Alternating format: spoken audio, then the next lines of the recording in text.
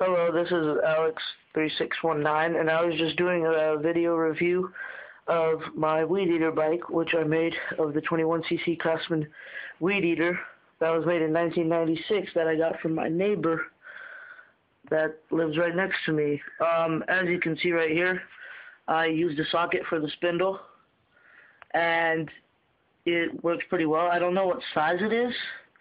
I know it's an extended socket, but I don't know what size it is because I just randomly pulled one out. My neighbor helped me build this. We mounted it to the bike. As you can see, we used two steel plates. Let me show you that in just a second. But we used two steel plates, one going that way and the other one going this way, away from the motor, and we drilled a hole right into the frame, and we put that on there, and I extended the kill switch to over there. It's like the most simplest thing to do.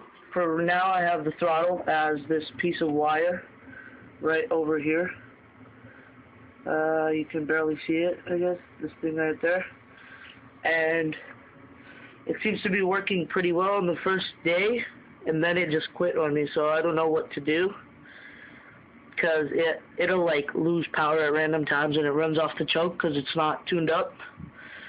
So I guess I'm just going to have to clean the carburetor, and my fuel lines aren't extended, so sometimes when there still is gas, it loses it. So yeah, that's about it. So rate, comment, and subscribe. I'll answer any questions that you give me, and watch more of my videos when I post them. Thanks.